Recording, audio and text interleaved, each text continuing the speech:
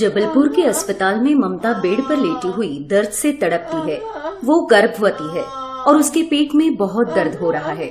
उसका चेकअप करने के बाद डॉक्टर ने कहा, देखिए इनकी हालत बहुत खराब है, आप इन्हें उड़ीसा के बड़े अस्पताल में ले जाइए।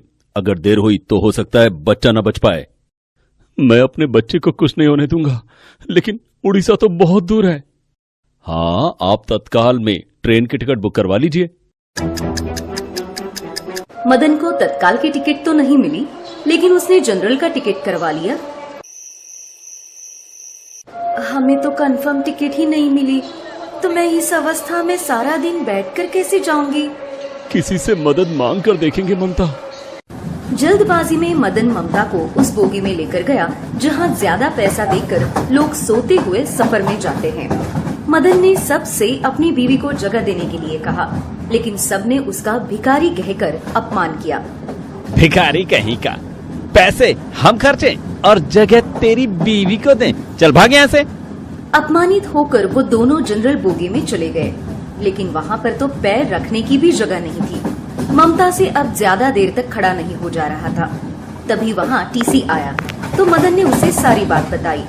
देख, मुफ्त में कुछ नहीं होता। मेरे पास एक बेड है, लेकिन उसके लिए तुम्हें 2000 देने होंगे। लेकिन इतने पैसे मुझ गरीब के पास कहाँ है साहब? तो फिर ऐसे ही खड़े खड़े ले जा अपनी बीवी को। भिखारी कहीं का। इतना कहकर टीसी वहाँ से चला गया। तभी ममता के पेट में जोरों से दर्द उठने लगा और वो जोर जोर से चिल्लाने लगी।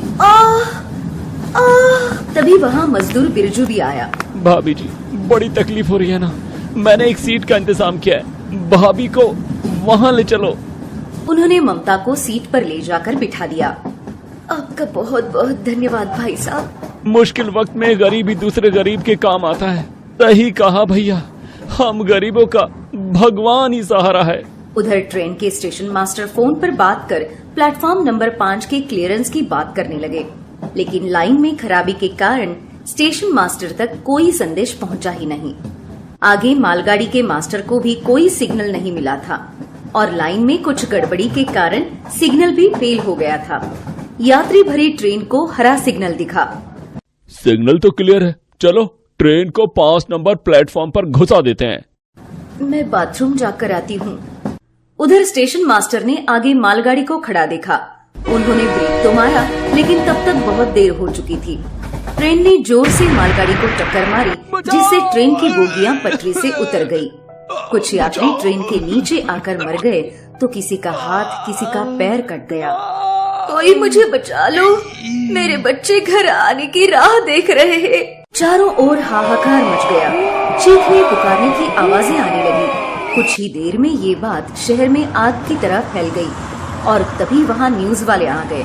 सुरक्षा दल भी आ गया, लेकिन हादसा इतना बड़ा था कि एक के बाद एक लाशों के ढेर लग गए। टॉयलेट से फिसलकर ममता उस बोगी से बाहर एक खेत में जा गिरी थी, लेकिन उसके पेट में अचानक से तेज दर्द उठा और उसने वही एक लड़के को जन्म दे दिया। गोद में अपना बच्चा लिया वो मदन को ढूंढने लगी और आखिर में उसे मदन की डेड बॉडी मिली। सुनिए, उठिए ना, उठिए, देखिए अपने मुन्ने को अपनी गोद में नहीं लेंगे आप। संभालो अपने आप को, सबने किसी न किसी अपने को खोया है। जिस दिन दुनिया में इतनी जान गई, उस दिन दुनिया में एक नई जान आई। दुनिया की रीत ही यही है, जो आया है उसे एक न एक दिन तो जाना ही है। इसीलिए कहते हैं दोस्तों, जिंदगी 2 पल की है, उसे जी भर के जी लो।